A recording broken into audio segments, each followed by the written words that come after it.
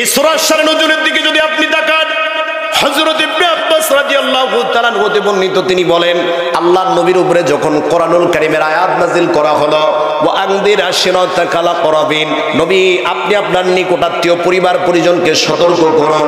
এই আয়াত নাযিলের পরে আল্লাহর নবী বিশ্ব নবী জনাবি মুহাম্মদুর রাসূলুল্লাহ সাল্লাল্লাহু আলাইহি ওয়াসাল্লাম মক্কার তৎকালীন নীতি অনুযায়ী একদিন সকালবেলা সাবা পাহাড়ের উপরে ওঠে সবগুলো লোকদেরকে ডাক দিয়ে বলতেছেন, ইয়া সাবাহা, প্রত্যুষী সকলে সমবেত হয়ে যাও, সবগুলো লোক একত্রিত হয়ে যাও। প্রাণের ভাইরা আমার, যখন সবগুলো লোক একত্রিত হয়ে গেল, আল্লাহর নবী জনাবি মুহাম্মদুর রাসূলুল্লাহ সাল্লাল্লাহু আলাইহি ওয়াসাল্লাম তাদের সামনে একটা ভাষণ দিলেন। তিনি ডাক দিয়ে বলতেছেন, ও লোক সকল, আজকে যদি আমি বলি এই পাহাড়ের পদদেশে, এই পাহাড়ের অপর পাশে একটা সেনাদল উপস্থিত রয়েছে, যে সেনাদল তোমাদের উপরে অতর্কিত হামলা চালাতে পারে, যে সেনাদল তোমাদের উপরে যে কোনো মুহূর্তে আক্রমণ করতে পারে, তোমরা কি আমার কথা বিশ্বাস করবা নাকি? তোমরা কি আমার কথা মেনে নেবে নাকি?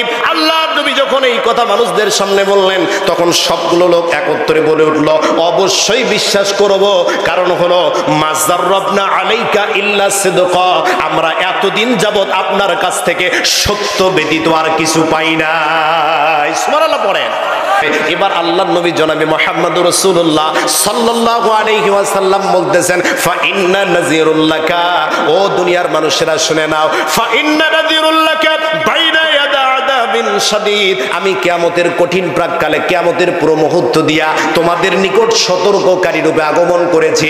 যে কথাগুলো বলবো এই কথাগুলো তোমাদের পালন করতে হবে, যে বিষয়ে দিক নির্দেশনা দিব এই বিষয়গুলো তোমাকে পালন করতে হবে। প্রাণের ভাইরা আমার, আল্লাহর নবী যখন এই ভাষণ দিলেন, ভাষণ দেওয়ার পরে তিনি সবগুলো গোত্রের নাম ধরে ডাক দিচ্ছে, ইয়া মা'শারা কুরাইশ, ও কুরাইশ সম্প্রদায়, আনকিজু আনফুসাকুম মিনান নার, তোমরা নিজেদেরকে জাহান্নামের আগুন থেকে বাঁচাও। তিনি ডাক দিয়ে বলতেছেন, ও বনু আব্দে মাত, তোমরা নিজেদেরকে জাহান্নামের আগুন থেকে বাঁচাও। এভাবে তিনি প্রত্যেকটা গোত্রের যখন নাম ধরে ডাকতে লাগলেন, সর্বশেষ ডাক দিয়ে বললেন, ও মুহাম্মদের কন্যা ফাতেমা, তুমি আমার সম্পদ থেকে যা খুশি তা নিতে পারো, এই সম্পদ থেকে তোমার যা খুশি তা নিতে পারো, কিন্তু তুমি যদি দুনিয়ার বুকে ঈমান না আনো, কিয়ামতের আদালতে আমি নবী হওয়ার পরও তোমাকে বাঁচাতে পারবো না।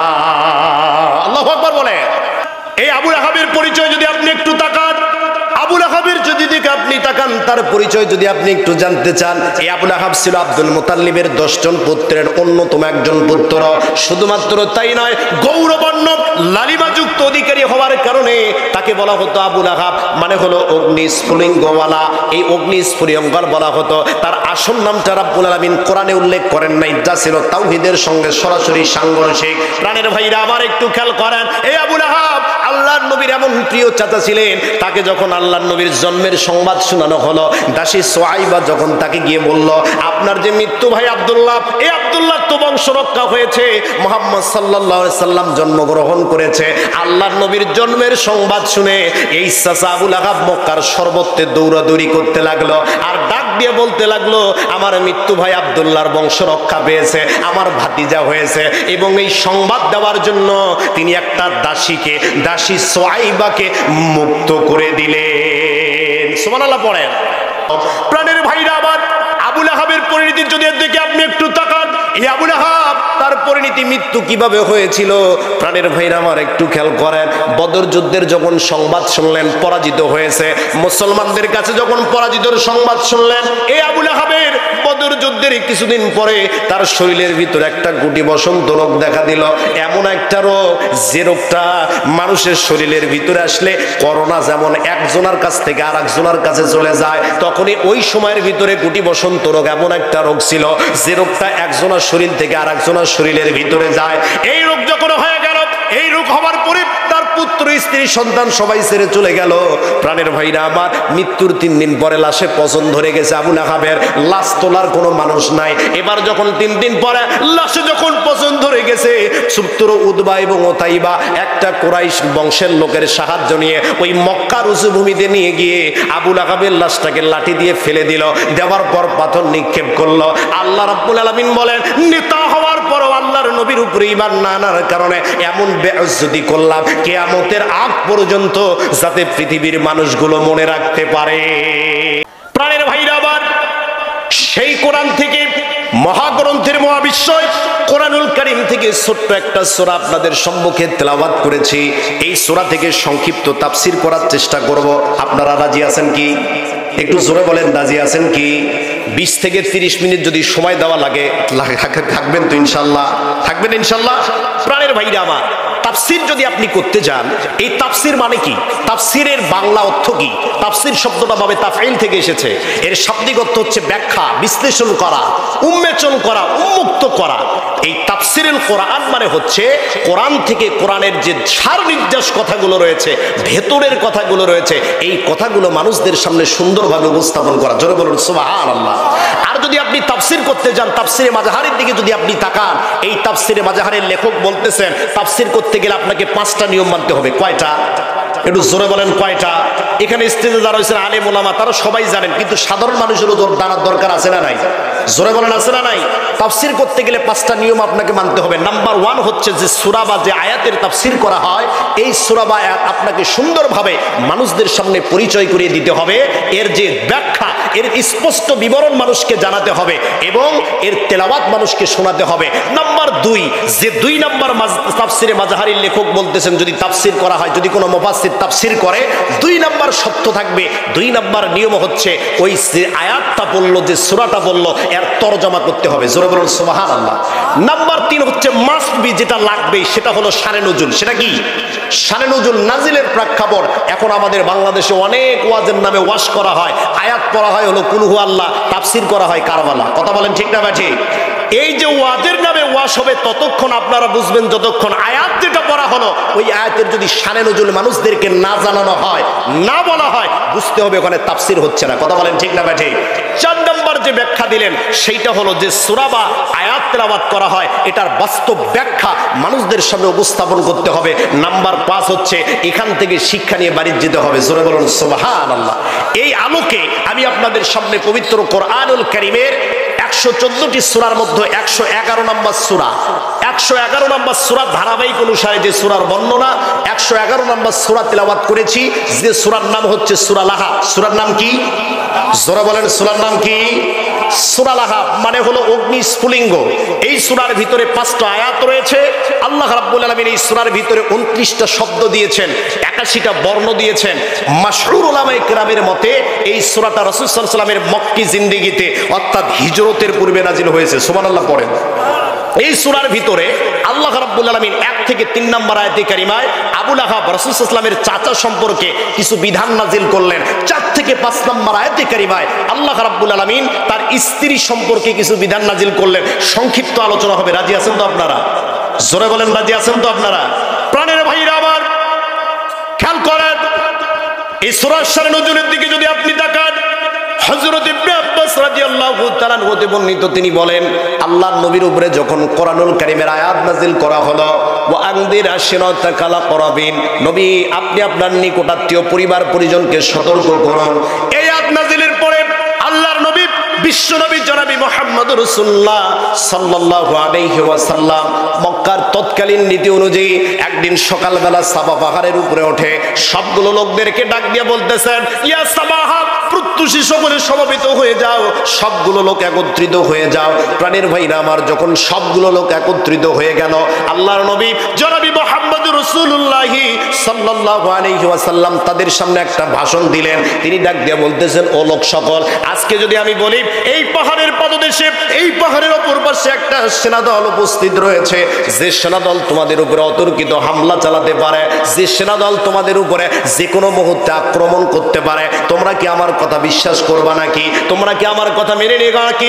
আল্লাহর নবী যখন এই কথা মানুষদের সামনে বললেন, তখন সবগুলো লোক একত্রে বলে উঠলো, অবশ্যই বিশ্বাস করব, কারণ হলো মাযাররাবনা আলাইকা ইল্লা সিদকা, আমরা এতদিন যাবত আপনার কাছ থেকে সত্য ব্যতীত আর কিছু পাই নাই। সুবহানাল্লাহ পড়েন। প্রাণের ভাইরা আমার, আল্লাহর নবী জনাবি মুহাম্মদুর রাসূলুল্লাহ সাল্লাল্লাহু আলাইহি ওয়াসাল্লামকে কাফিররা একটা উপাধি দিয়েছিল, নাম হলো আল আমিন, সত্যবাদী। তার কারণে আল্লাহর নবী সব সময় সত্য কথা বলতেন। সবগুলো লোক বলল, মাযাররাবনা আলাইকা আলাইকা ইল্লা সিদকা, আমরা এতদিন আপনার কাছ থেকে সত্য ব্যতীত আর কিছু পাই নাই। এবার আল্লাহর নবী জনাবে মুহাম্মদুর রাসূলুল্লাহ সাল্লাল্লাহু আলাইহি ওয়াসাল্লাম বলতেছেন, ফা ইন্না নাযিরুল লাকা, ও দুনিয়ার মানুষেরা শুনে নাও, ফা ইন্না নাযিরুল লাকা বাইনা ইয়াদা আযাবিন শাদীদ, আমি কিয়ামতের কঠিন প্রাককালে, কিয়ামতের পুরো মুহূর্ত দিয়া তোমাদের নিকট সতর্ককারী রূপে আগমন করেছি। যে কথাগুলো বলবো এই কথাগুলো তোমাদের পালন করতে হবে, যে বিষয়ে দিক নির্দেশনা দিব এই বিষয়গুলো তোমাকে পালন করতে হবে। প্রাণের ভাইরা আমার, আল্লাহর নবী যখন এই ভাষণ দিলেন, ভাষণ দেওয়ার পরে তিনি সবগুলো গোত্রের নাম ধরে ডাক দিচ্ছে, ইয়া মাশারা কুরাইশ, ও কুরাইশ সম্প্রদায়, আনকিজু আনফুসাকুম মিনান নার, তোমরা নিজেদেরকে জাহান্নামের আগুন থেকে বাঁচাও। তিনি ডাক দিয়ে বলতেছেন, ও বনু আব্দে মাত, তোমরা নিজেদেরকে জাহান্নামের আগুন থেকে বাঁচাও। এভাবে তিনি প্রত্যেকটা গোত্রের যখন নাম ধরে ডাকতে লাগলেন, সর্বশেষ ডাক দিয়ে বললেন, ও মুহাম্মদের কন্যা ফাতেমা, তুমি আমার সম্পদ থেকে যা খুশি তা নিতে পারো, এই সম্পদ থেকে তোমার যা খুশি তা নিতে পারো, কিন্তু তুমি যদি দুনিয়ার বুকে ঈমান না আনো, কিয়ামতের আদালতে আমি নবী হওয়ার পরও তোমাকে বাঁচাতে পারবো না। আল্লাহু আকবার বলে। প্রাণের ভাইরা আমার, আল্লাহর নবী যখন সাফা পাহাড়ের উপরে উঠে এই ভাষণ জনসম্মুখে দিলেন, মানুষদের সামনে দিয়ে দিলেন, এই মর্মস্পর্শী ভাষণ চাচা আবুল আহাবের অন্তরে দাগ কাটতে পারে নাই। তিনি ডাক দিয়া বললেন, তাব্বালাকা সাইরল ইয়াউমা, ও মুহাম্মদ, তোমার উপরে সকল দিনে ধ্বংস আপতিত হোক। তুমি কি আমাদের এই জন্য এখানে জড়ো করেছো নাকি? আমাদেরকে এখানে এই জন্য একত্রিত করেছো নাকি? এই বলে যখন তিনি উঠতে লাগলেন, অপর একটা বর্ণনা এসেছে, আল্লাহর নবীকে তিনি একটা পাথর মারতে উদ্যত হলেন। এর পরিপ্রেক্ষিতে আল্লাহ রাব্বুল আলামিন এই সূরাতুল লাহাবটা নাজিল করে দিলেন। সুবহানাল্লাহ পড়েন। প্রাণের ভাইরা আমার, আল্লাহর নবী উল্লেখ্য একটা বিষয় আমাদেরকে জানা দরকার। আল্লাহর নবীর চাচাদের মধ্যে তিন ধরনের চাচা ছিলেন। নাম্বার ওয়ান হচ্ছে যারা আল্লাহর নবীকে সাহায্য সহযোগিতা করেছিল, আল্লাহর নবীর উপরে ঈমান আনয়ন করেছিল। শুধুমাত্র তাই নয়, ঈমান আনয়ন করার পর তাকে সাহায্য সহযোগিতা করেছিল। এই চাচাদের মধ্যে যারা ছিল তারা হলো হামজা রাদিয়াল্লাহু তাআলা আনহু, আব্বাস রাদিয়াল্লাহু তাআলা আনহু। দুই নম্বর চাচা ছিল যারা সব সময় আল্লাহর নবীর বিরোধিতা করেছে, আল্লাহর নবীর সুনাম সুখ্যাতি কখনো মানতে পারে নাই। এই চাচাগুলোর ভিতরের নাম ছিল আবুল আহাবের। আর এক ধরনের চাচা ছিল যারা আল্লাহর নবীর উপরে ঈমান আনে নাই কিন্তু তাকে সাহায্য সহযোগিতা করেছিল। এই চাচাগুলোর ভিতরে অন্যতম চাচা ছিল আবু তালেব। প্রাণের ভাইরা আবার খেয়াল করেন, এই আবুল আহাবের পরিচয় যদি আপনি একটু তাকান, আবুল আহাবের যদি দিকে আপনি তাকান, তার পরিচয় যদি আপনি একটু জানতে চান, এই আবুল আহাব ছিল আব্দুল মুতাল্লিবের 10 জন পুত্রের অন্যতম একজন পুত্র। শুধুমাত্র তাই নয়, গৌরবর্ণ লালিমাযুক্ত অধিকারী হওয়ার কারণে তাকে বলা হতো আবুল আহাব, মানে হলো অগ্নি স্ফুলিঙ্গওয়ালা।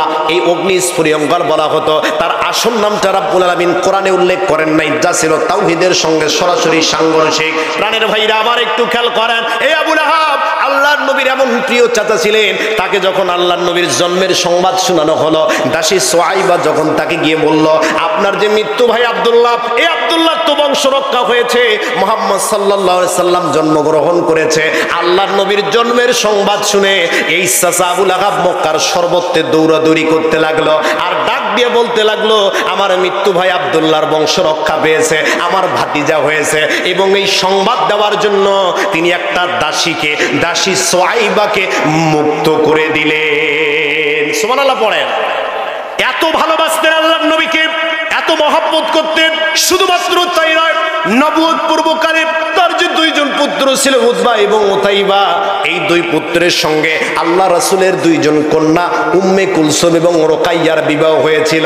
প্রাণের ভাইরা আমার, শুধুমাত্র তাই নয়, আল্লাহর নবীর নিকটতম প্রতিবেশী এত ভালোবাসলো, এত মহব্বত করলো, কিন্তু আল্লাহর নবীর উপরে যখন আল্লাহ রাব্বুল আলামিন নবুয়ত দিয়ে দিলেন, আল্লাহর নবী যখন কালেমার কথা বললেন, আল্লাহর নবী যখন ইসলামের কথা বললেন, এই ইসলামের কথা শোনা মাত্রই চাচা আবুল আহাবের আর ভালো লাগে নাই। এই চাচা আবুল আহাবে হয়ে উঠেছে আল্লাহর নবীর প্রধান শত্রু। আল্লাহু আকবার বলে। তেমনি ভাবে এই সমাজের ভিতরে ওয়াজ চলে, আলোচনা চলে, বক্তা ভালো লাগে যতক্ষণ, ওয়াজ পক্ষে থাকে যতক্ষণ, যখন ওয়াজ বিপক্ষে গেল তখন ওই বক্তাকে আর ভালো লাগে না। ওয়াজ ভালো লাগবে যতক্ষণ, যতক্ষণ নিজের দিকে আসে, যখনই ওয়াজ বিপক্ষে চলে যায় তখন আর ভালো লাগে না। কথা বলেন ঠিক না ঠিক? প্রাণের ভাইরা আমার, এই আবুল আহাব সম্পর্কে আল্লাহ রাব্বুল আলামিন অত্র সূরা নাযিল করে দিলেন। আল্লাহ রাব্বুল আলামিন বলছেন তাব্বাত ইয়াদা আবি লাহাবি ওয়া তাব। আল্লাহ রাব্বুল আলামিন বলছেন ধ্বংস হোক আবু লাহাবের দুইটা হাত এবং ধ্বংস হোক সে নিজে। এখানে দুই হাত আল্লাহ রাব্বুল আলামিন বললেন। তাফসীর যারা করেন মুফাসসির ইকরাম বলতেছেন এখানে দুই হাত দ্বারা পুরা বডিটা উদ্দেশ্য। আরবি অভিধানে আরবদের অভিধানে একটা বস্তুর আংশিক দ্বারা পূর্ণ বস্তুকে বোঝানো হয়। আবু লাহাবের দুই হাত দ্বারা মূল ব্যক্তিকে রাব্বুল আলামিন টার্গেট করলেন। ও দুনিয়ার মানুষেরা, এই যে চাচা আবু লাহাব আল্লাহর নবীর নিকটতম আত্মীয় হওয়ার পরেও, আল্লাহর নবীর চাচা হওয়ার পরও ঈমান না আনয়ন করার কারণে এই আবু লাহাবের নামে আল্লাহ এমন একটা সূরা নাজিল করে দিলেন যে সূরার ভিতরে আল্লাহ রাব্বুল আলামিন বলছেন আবু লাহাব ধ্বংস হোক, আবু লাহাবের দুইটা হাত ধ্বংস হোক। প্রাণের ভাইরা আমার, আবু লাহাবের পরিণতি যদি দেখে আপনি একটু তাকান, এই আবু লাহাব তার পরিণতি মৃত্যু কিভাবে হয়েছিল প্রাণের ভাইরা আমার একটু খেয়াল করেন।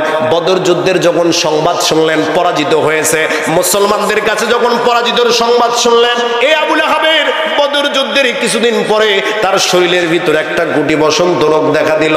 এমন একটা রোগ যে রোগটা মানুষের শরীরের ভিতরে আসলে করোনা যেমন একজনের কাছ থেকে আর একজনের কাছে চলে যায়, তখনই ওই সময়ের ভিতরে গুটি বসন্ত রোগ এমন একটা রোগ ছিল যে রোগটা একজনের শরীর থেকে আর একজনের শরীরের ভিতরে যায়। এই রোগ যখন হয়ে গেল, এই রোগ হওয়ার পরে তার পুত্র স্ত্রী সন্তান সবাই ছেড়ে চলে গেল। প্রাণের ভাইরা আমার, মৃত্যুর 3 দিন পরে লাশে পচন ধরে গেছে আবু লাহাবের, লাশ তোলার কোনো মানুষ নাই। এবার যখন 3 দিন পরে লাশে যখন পচন ধরে গেছে, সূত্র উদবা এবং ওতাইবা একটা কুরাইশ বংশের লোকের সাহায্য নিয়ে ওই মক্কার উঁচু ভূমিতে নিয়ে গিয়ে আবু লাহাবের লাশটাকে লাঠি দিয়ে ফেলে দিল, দেওয়ার পর পাথর নিক্ষেপ করলো। আল্লাহ রাব্বুল আলামিন বলেন নেতা হওয়ার পরও আল্লাহর নবীর উপরে ঈমান না আনার কারণে এমন বেইজ্জতি করলাম কিয়ামতের আগ পর্যন্ত যাতে পৃথিবীর মানুষগুলো মনে রাখতে পারে। কথা বলেন ঠিক কিনা? প্রাণের ভাইরা আমার, এই আবু লাহাবের মতো নেতা বর্তমান সমাজে আছে না নাই? একটু জোরে বলেন আছে না নাই?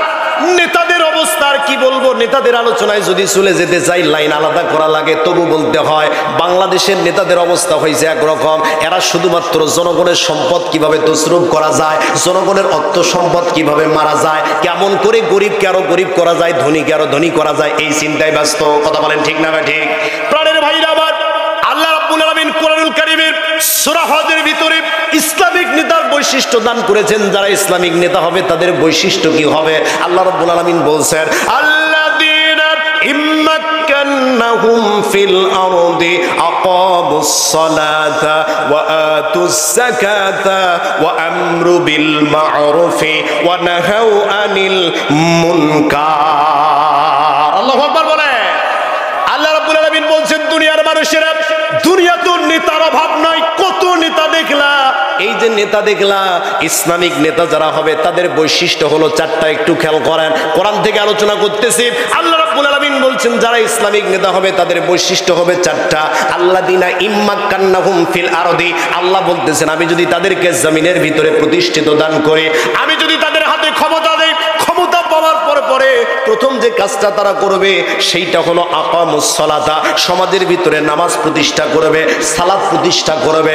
নাম্বার 2 হচ্ছে ওয়া আতুজ যাকাতা, এবং তারা যাকাত আদায় করবে। তাদের মধ্য থেকে যারা ধনী থাকবে এই ধনী ব্যক্তিগুলোর কাছ থেকে যাকাত নেবে। আর বর্তমানে যাকাত দেওয়া তো দূরের কথা, উল্টা আরো জনগণের সম্পদ মারি খেতে ব্যস্ত। যাকাত দেওয়া তো দূরের কথা, এরা এমন ভাবে সম্পদ গুলো মারি খেলো। আমরা হিসাবে দেখতে পাই এখন বর্তমানে পদ্মা সেতুর নাম কইরা যে টাকাগুলা মেরে দিছে, একটা পদ্মা সেতুর টাকা দিয়ে বাংলাদেশে 3টা পদ্মা সেতু হতো। কথা বলেন ঠিক না বেটি? একটা প্রজেক্ট থেকে শত শত কোটি টাকা আত্মসাৎ, একটা প্রজেক্ট থেকে শত শত কোটি টাকা আত্মসাৎ করেছে প্রাণের ভাইরা আমার। অথচ রাসূল সাল্লাল্লাহু আলাইহি সাল্লাম বলেন না বর্তমানে আল্লাহর নবী না নাই, এই দায়িত্ব রাব্বুল আলামিন আলেম ওলামাদেরকে দিয়েছেন। এই যুগের শ্রেষ্ঠ সন্তান আলেমেরা, তারা মানুষদেরকে ভালো কাজের কথা বলবে, মানুষদেরকে কোরআনের কথা বলবে, মানুষদেরকে ইসলামের কথা বলবে। এই কথা শোনার পরে কে হেদায়েত পেল, আর কে মুখ চোখ রাঙ্গা করলো, কে সমালোচনা করলো, আর কে বিরুদ্ধে গেল, এটা দেখার দায়িত্ব আলেম ওলামাদের নয়। আলেম ওলামাদের দায়িত্ব হচ্ছে কোরআনের হক কথাগুলো মানুষদের সামনে উপস্থাপন করা। কথা বলে ঠিক কিনা? আমের ওয়াজের পরে, হুজুরের ওয়াজের পরে কে সমালোচনা করলো আর কে সমালোচনা করলো না, এটা দেখার দায়িত্ব আলেম ওলামাদের নয়। আলেম ওলামাদের দায়িত্ব হচ্ছে হক কথাগুলো পৌঁছে দেওয়া। আপনি হেদায়েত পেলেন আর না পেলেন এটা আপনার বিষয়, এই দায়িত্ব যেটা অবশ্যই পালন করতে হবে। কথা বলেন ঠিক না বেঠিক? প্রাণের ভাইরা আমার, মসজিদের মেম্বার এই চেয়ারগুলো থেকে যদি হকের দাওয়াত মানুষদের সামনে পৌঁছানো হয় তাহলে জাতি কোনোদিন হেদায়েত পাবে না।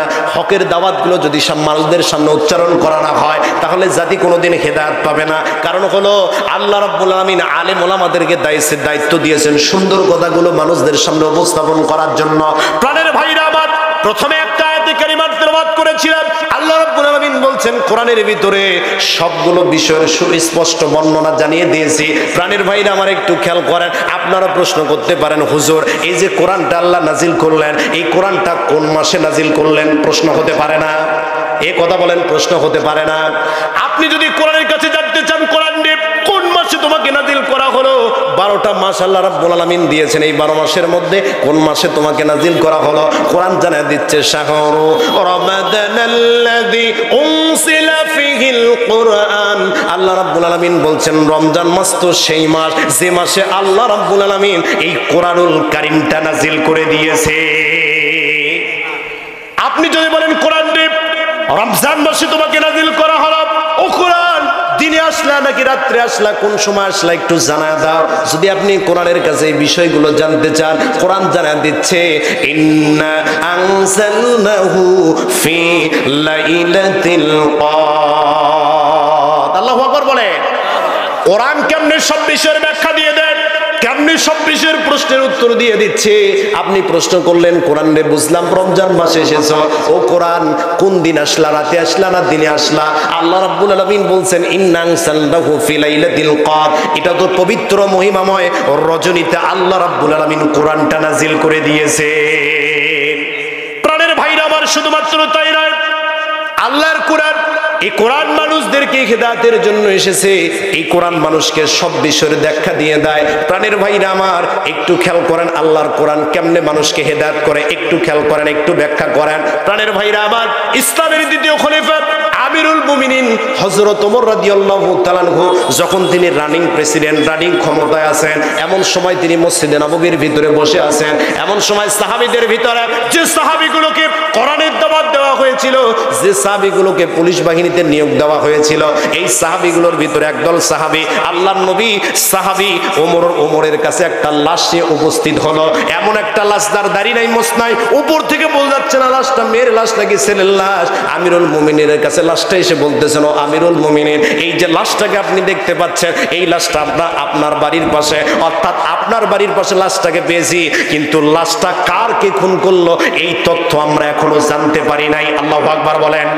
প্রাণের ভাইরা আমার, একটু খেয়াল করেন, আল্লাহর নবী সাহাবী আমিরুল মুমিনিন মনে মনে চিন্তা করলেন, আল্লাহ আমি ওমর ক্ষমতায় রানিং বিচারপতি, আল্লাহ নবী বলতেছেন ওমর যে রাস্তা দিয়ে হাঁটে ওই রাস্তা দিয়ে শয়তান পর্যন্ত হাঁটে না, শয়তান রাস্তা চেঞ্জ করে। এত বড় পাওয়ারফুল ক্ষমতাধর ব্যক্তি, ওমরের বাড়ির সামনে লাশ।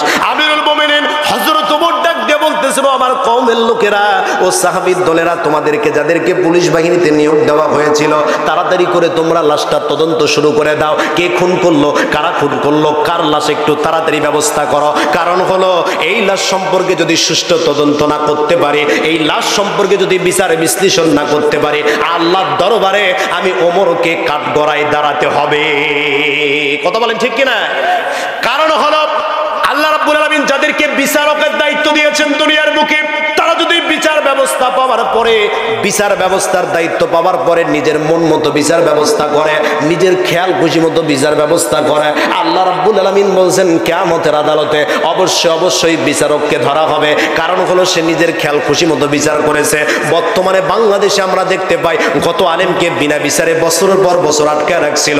প্রাণের ভাইরা আমার, শুধুমাত্র তাই নয়, কত আলেমকে বিনা বিচারে নানা ধরনের দেখায়া, মানুষদেরকে বিভিন্ন জিনিস দেখায়া বিনা বিচারে আটকে রাখার পর ফাঁসির কাস্টে ঝুলাইছে। প্রাণের ভাইরা আমার, দুনিয়ার জীবনে যদি শান্তি নাও হয়, দুনিয়ার বিচার জমিনে যদি শাস্তি না হয়, আল্লাহ রাব্বুল আলামিন বলছেন যে বিচারকেরাই ব্যবস্থা করেছে, আল্লাহর দরবারে অবশ্যই তাদের শাস্তির ব্যবস্থা হবে। কথা বলেন ঠিক কিনা? দুনিয়ার জিন্দেগি, এটা তো দুনিয়ার জিন্দেগি কয়েক বছরে যদি শেষ হয়ে যাবে। আল্লাহ বলছেন যারা বিচারকের দায়িত্ব পাওয়ার পরে সুষ্ঠুভাবে তদন্ত না করে এমনি একটা বিচার দিয়েছে, ওয়াল্লাহি আল্লাহর কসম, আল্লাহর কাঠগড়ায় দাঁড়াতে হবে। কথা বলেন ঠিক কিনা? প্রাণের ভাইরা আমার, এই বিচারপতি মানিক ধরা খেলো, আপনারা দেখছেন না? এই বিচারপতি মানিক যেদিন আল্লামা দেলোয়ার হোসেন সাইদিকে ফাঁসির রায় শুনিয়েছিল, ও টকশোতে এসে বুক ফুলে বলেছিল যে আজকে আমি আল্লামা দেলোয়ার হোসেন সাইদির ফাঁসির ব্যবস্থা করেছি। এমন ভাবে বলতেছে যে কোথায় জানি সোয়াবের কাজ করছে। কথা বলেন ঠিক কিনা? এই বিচারপতি মানিককে আমরা পেলাম 5ই আগস্টে যখন সরকার বদল হলো, একে আমরা পেলাম হলো বর্ডারের কাছে। কথা কন নাকি আপনারা? দুনিয়ায় লাঞ্ছিত। কথা বলেন ঠিক কিনা? আরো আখিরাতের ময়দানে তো বাকি আছে। প্রাণের ভাইরা আমার একটু খেয়াল করেন, সাহাবী আমিরুল মুমিনিন হযরত ওমর মনে মনে চিন্তা করলেন, যদি বিচার ব্যবস্থা সুষ্ঠুভাবে না করতে পারে আল্লাহর দরবারে আমাকে জবাবদিহি করতে হবে, আল্লাহর কাঠগড়ায় দাঁড়াতে হবে। এবার যখন তদন্ত শুরু করে গেল, তদন্ত শুরু হওয়ার পরে একদিন যায়, 2 দিন যায়, 3 দিন যখন চলে গেল, 3 দিন যাওয়ার পরে কোনো তদন্ত নাই, কে খুন করলো, কারা খুন করলো, এই বিষয়ে কোনো কিছু যখন জানতে পারলো না, পুলিশ বাহিনীর সাহাবীরা আমিরুল মুমিনিন হযরত ওমরের সামনে দাঁড়ায় বলতেছেন, ওমর আজকে 3 দিন যাবত এই লাশটাকে উপরে রেখে আমরা তদন্তের ব্যবস্থা করেছিলাম, কিন্তু 3 দিন হলো এই লাশের ব্যাপারে কোনো তথ্য জানতে পারলাম না। এবার আমিরুল মুমিনিন চিন্তার মধ্যে পড়ে গেলেন। আল্লাহর কোরআন সামনে এসে বলতেছে, ওমর চিন্তার কোনো কারণ নাই, ইয়া আইয়ুহাল্লাযীনা আমানুস্তাঈনু বিস-সাবরি ওয়াস-সালাহ ইন্নাল্লাহা মা'আস সাবিরিন। আল্লাহর কোরআন এসে জানিয়ে দিচ্ছে, ওমর রে, 2টা মাধ্যম দিয়ে আল্লাহর কাছে সাহায্য চাও। নাম্বার 1 হচ্ছে সবর, মানে হলো ধৈর্য। 2 নম্বরে হলো সালাত। এই ধৈর্য এবং সালাতের মাধ্যমে যদি আল্লাহর কাছে সাহায্য চাইতে পারো, আল্লাহ রাব্বুল আলামিন সকল প্রকার চিন্তা আর হতাশা দূর করে দিবে। সুবহানাল্লাহ পড়ে। সাহায্য চাওয়ার মাধ্যম হলো 2টা।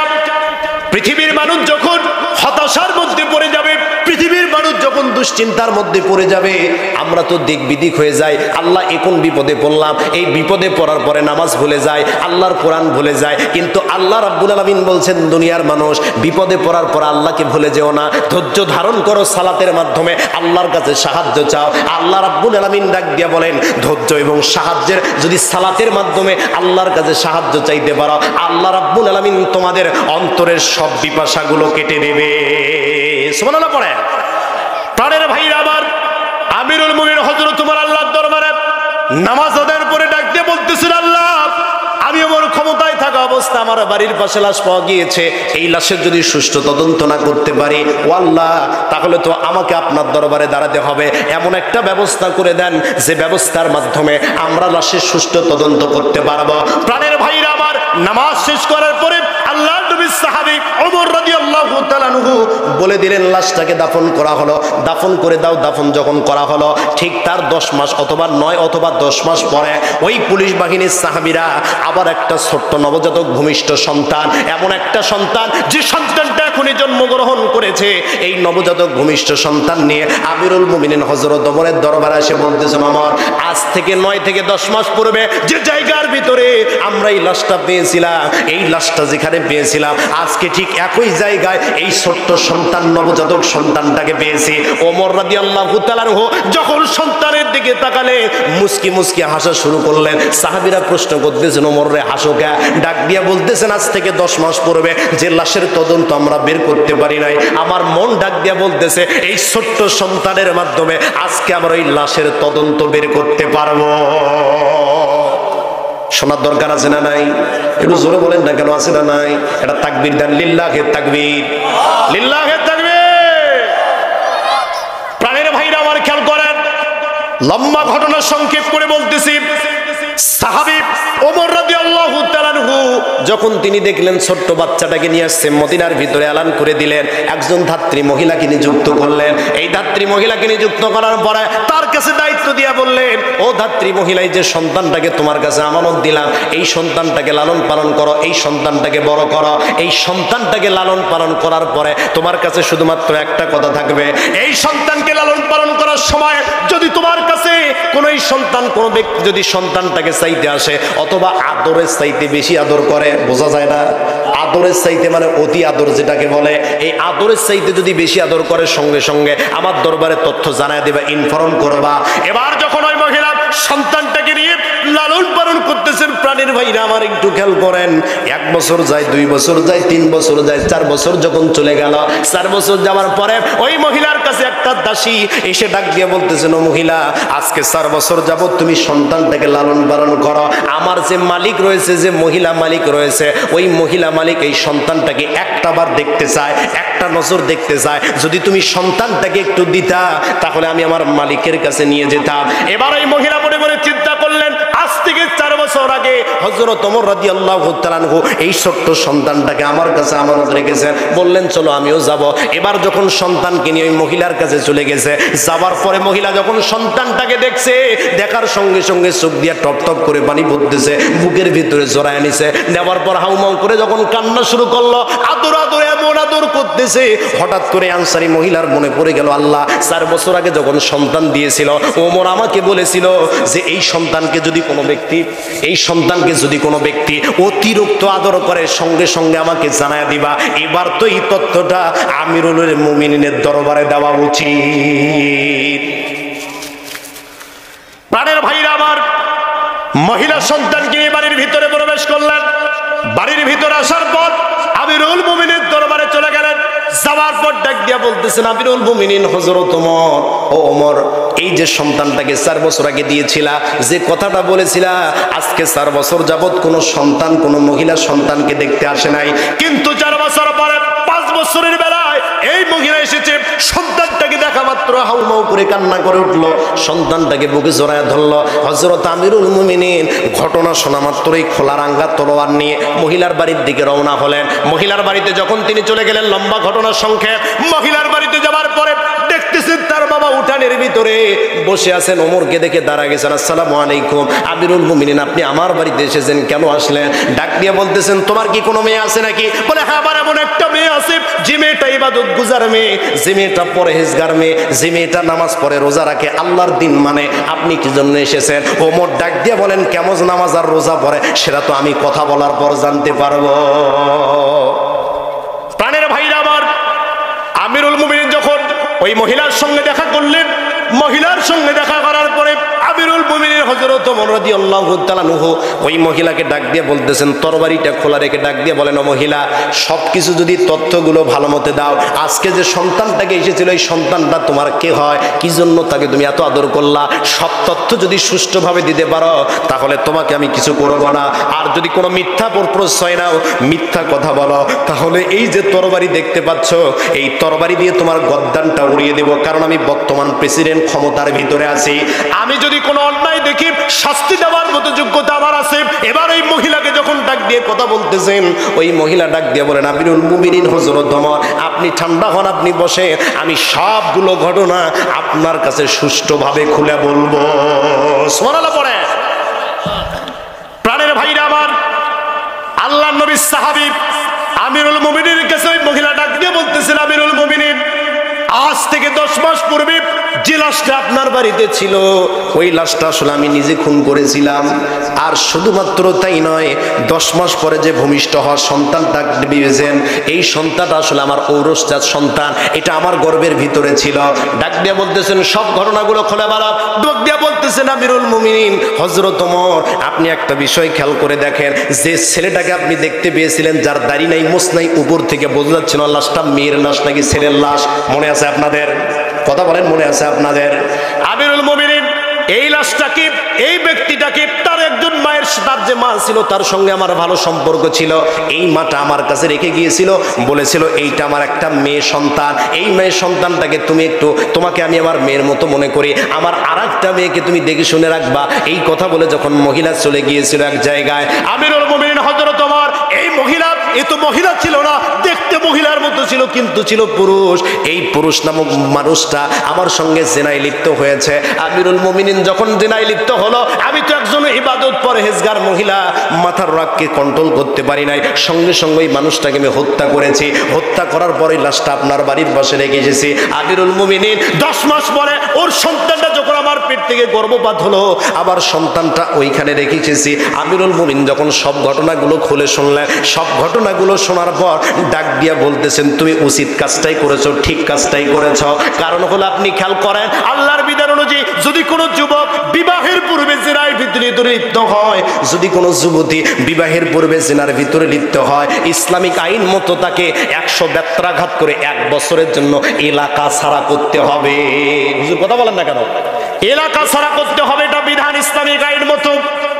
নাম্বার 2 হচ্ছে, যদি কোনো পুরুষ অথবা কোনো মহিলা বিবাহের পরে জিনার